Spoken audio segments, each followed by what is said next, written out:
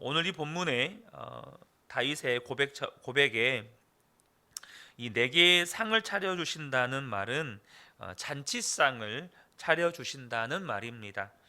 그리고 내 머리에 기름을 부으셨다라는 이 말은 고대 군동에서 집에 귀한 손님이 오면 머리에 기름을 발라주는 풍습이 있었습니다. 그래서 내 머리에 기름을 부으셨으니 내게 상을 차려주시고 내 머리에 기름을 부으셨다라는 이 말은 지금 주인이 아주 극진히 대접해 주셨다. 하나님이 다윗 자신을 극진한 귀한 손님으로 대접해 주셨다라는 의미와 같습니다. 또한 내 잔이 넘치나이다라는 이 고백은 손님이 주인이 손님에게 포도주를 따라주는데 포도주를 따라 이렇게 주는데 딴 데 보고 있다가 이렇게 흘러 넘쳤다 이런 고백이 아니라 정말로 가득 부어 주었다. 그러니까 주인이 정말로 극진하게 섬겨주고 있는 것이죠. 그런데 우리가 잘 해석이 안 되는 구절이 그 원수의 목전이라는 구절입니다. 이건 좀 상상력을 저와 여러분이 필요한데요. 지금 전쟁을 해서 적의 왕을 포로로 사로잡은 겁니다. 그리고 그 포로를 고국으로 끌고 온 거죠. 적국의 왕을 무릎 꿇리고 승전 잔치를 벌리는 겁니다. 그 원수의 눈앞에서 상을 차려주시고 기름을 머리에 부으시고 잔을 넘치도록 따라 주시는 것입니다. 그러니까 다윗은 지금 하나님이 나에게 상상할 수 없는 축복을 베풀어 주고 계신다라고 고백하는 것입니다. 실제로 다윗은 원수의 목전에서 하나님이 상을 베풀어 주시는 것을 경험했습니다. 사울이 다윗을 죽이려고 광야로 쫓아올 때 다윗이 사울을 죽일 수 있었던 상황에서 살려준 일이 있죠. 두 번이나 그런 일이 있는데요. 첫 번째 사건은 사무엘상 24장에 기록이 되어 있는데 다윗이 숨어 있는 동굴로 사울이 용변을 보기 위해 들어옵니다. 다윗의 부하들은 이것은 하나님이 주신 기회라고 이렇게 죽이자고 할 때 다윗은 손대지 않고 옷자락만 이렇게 뱁니다. 그리고 사울이 나가자 다윗이 사울을 왕이여라고 부르면서 이런 말을 합니다. 사무엘상 24장 11절에 내 아버지여 보소서, 내 손에 있는 왕의 옷자락을 보소서. 내가 왕을 죽이지 아니하고 겉옷 자락만 베었은즉 내 손에 악이나 죄과가 없는 줄을 오늘 아실지어다. 그때 사울이 뭐라고 고백합니까? 사무엘상 24장 17절과 20절에 보면 다윗에게 이르되 나는 너를 학대하되 너는 나를 선대하니 너는 나보다 의롭도다. 보라, 나는 내가 반드시 왕이 될 것을 알고 이스라엘 나라가 내 손에 견고히 설 것을 아노니. 이러한 일이 26장에 한 번 더 기록이 되어 있습니다. 여러분, 얼마나 통쾌한 일입니까? 다윗은 그때 사울을 죽여서 왕이 될 수 있었습니다. 그러나 다윗은 사울에게 손대지 않고 사울 왕이 스스로 네가 왕이다 라는 고백을 듣게 된 겁니다. 여러분, 이것이 얼마나 통쾌한 일이고 또 이것이 원수의 목전에서 하나님께서 상을 베풀어 주시는 일입니다.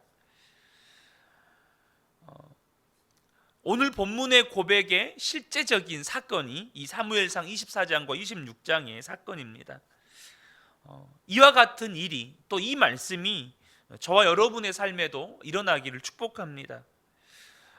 저와 여러분의 삶에도 원수의 목전에서 상을 차려주시고 기름을 내 머리에 부으셔서 내 잔이 넘치게 되어지는 그러한 일들이 일어날 수 있는 것입니까?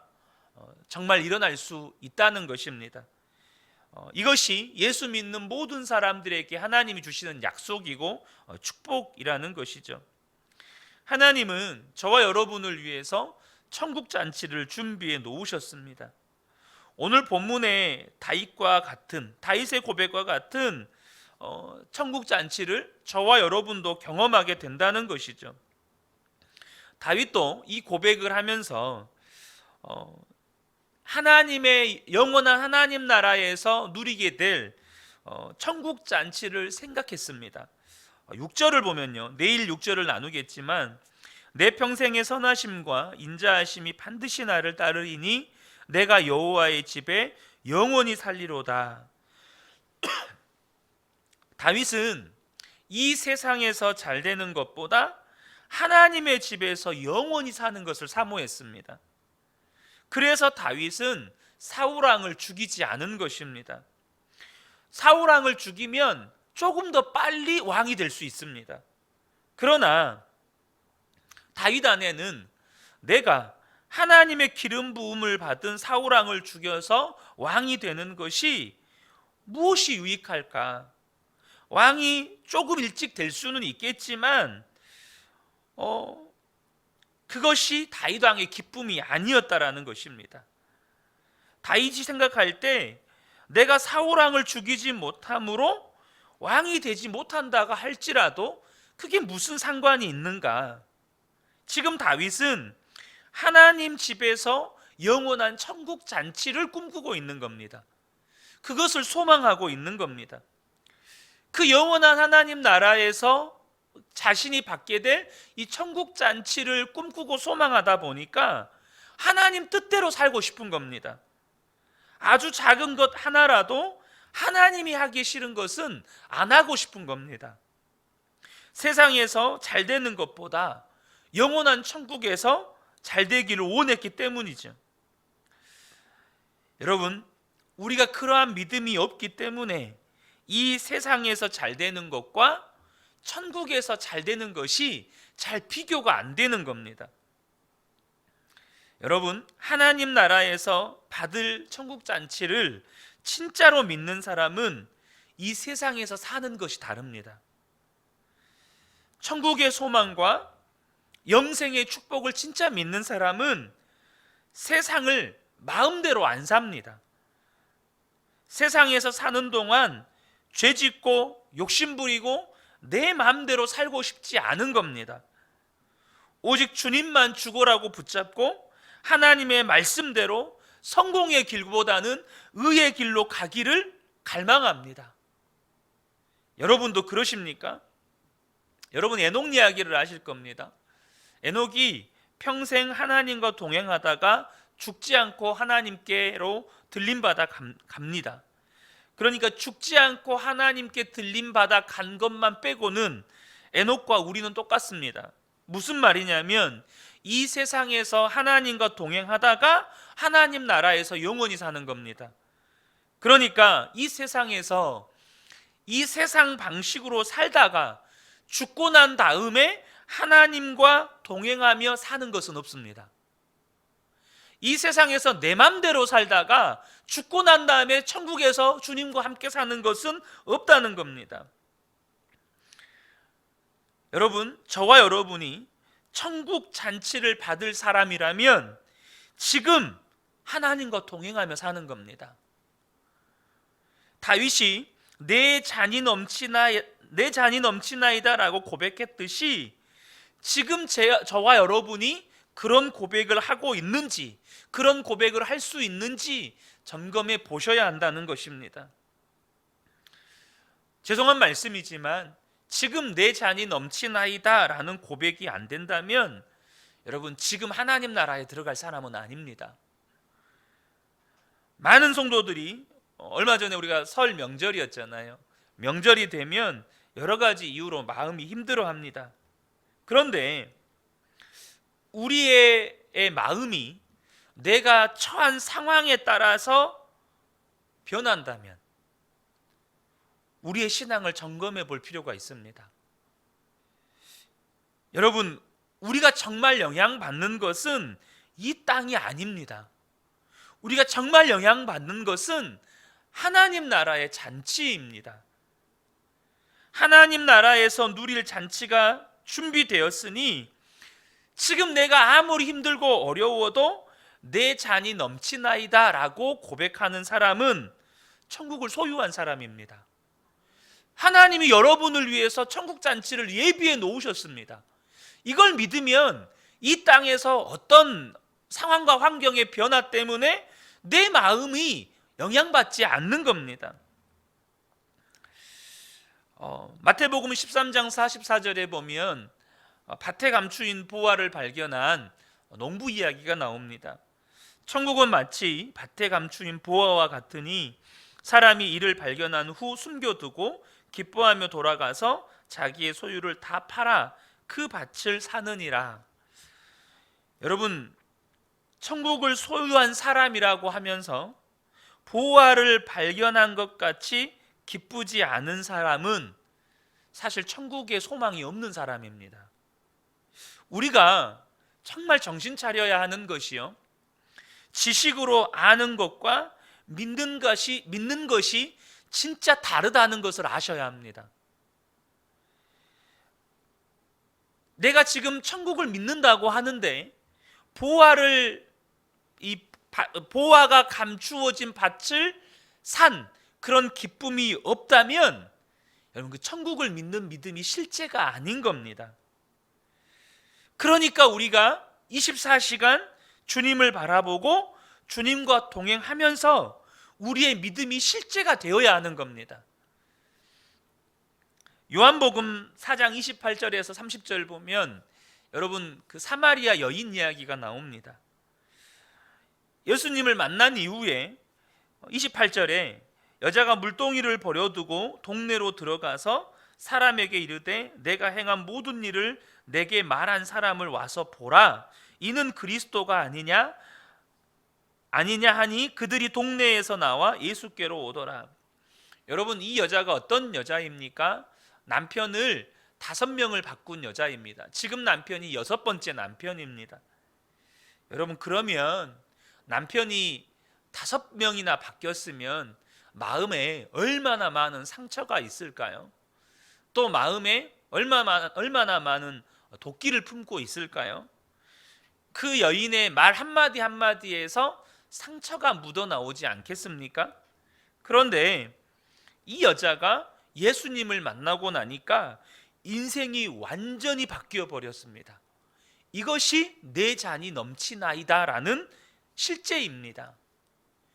그 남편을 5명, 6명째 바꿀 만큼의 여러분, 상처와 또 아픔에 둘러싸여 있는 상황인데도 거기에 영향받지 않고 오히려 예수님이 진짜 하나님이신 것을 경험한 그 은혜가 이 여인 안에서 내 잔이 넘치나이다로 드러나는 겁니다.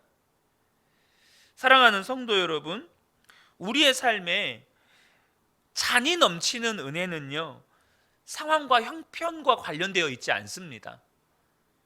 예수님을 진짜 목자로 삼느냐와 관련이 있는 겁니다. 예수님이 진짜 내 삶의 목자가 되어 있으면 내 잔이 넘치는 것이 삶의 실제가 되는 겁니다. 여러분은 천국을 소유하고 있습니까? 진짜 천국에 간다는 것을 믿고 있습니까? 그러면 내 잔이 넘치나이다 라는 고백이 나오는 겁니다. 천국에 갈 것을 믿는데 여러분, 내 잔이 넘치기는커녕 내 삶에 부족한 게 너무 많아요. 그럼 둘 중에 하나인 겁니다. 천국에 관한 믿음이 없든지 아니면 내 잔이 넘치는데 본인은 모르고 있든지. 여러분은 어떻습니까?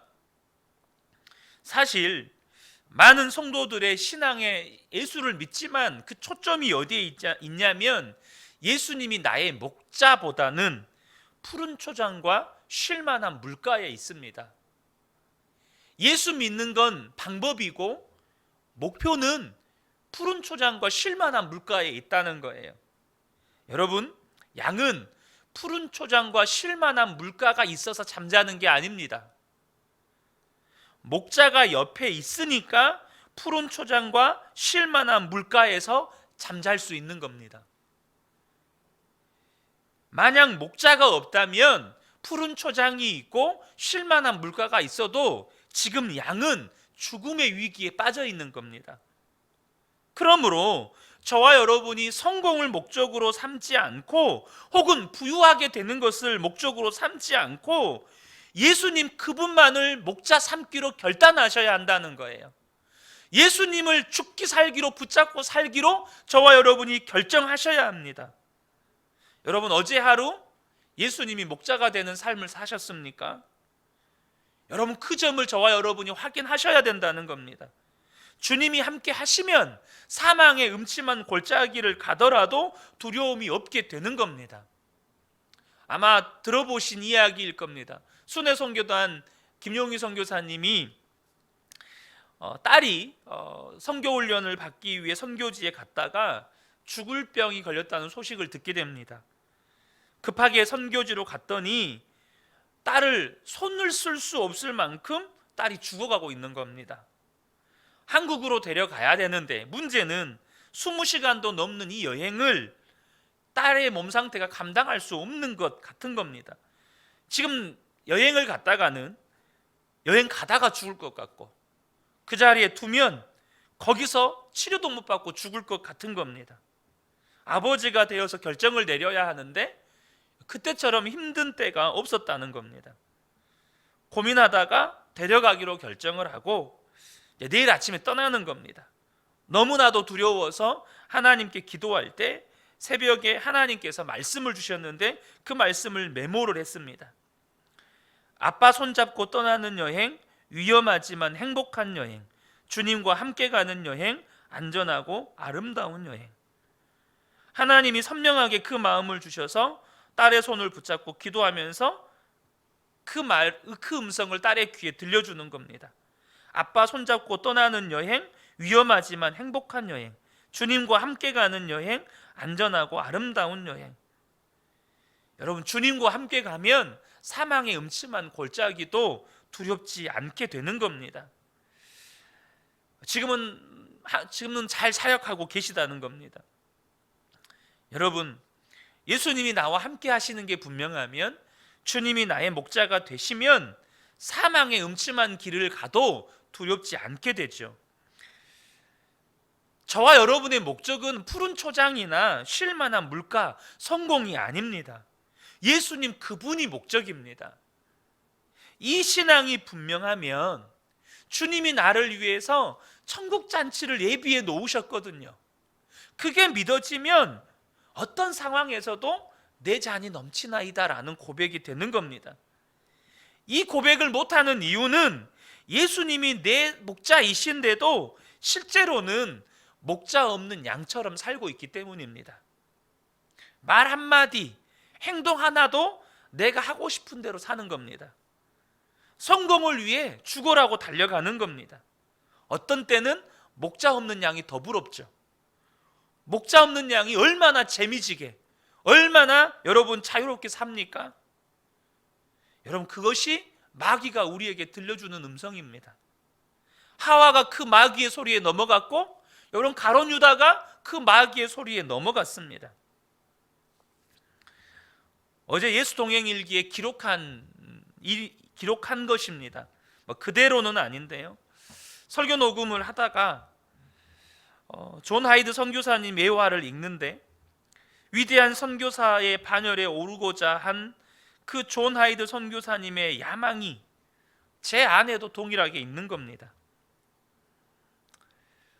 더 추하고 비참한 것은 존 하이드 선교사님은 그래도 항해가 끝날 때까지 성령으로 충만해지리라 결단하고 하나님께 몸부림치며 기도하는데, 제 안에는 여전히 성령 충만보다 대형교회 담임 목사 혹은 부흥하고 성장한 교회의 성공한 목회자에 대한 야망이 있는 거예요.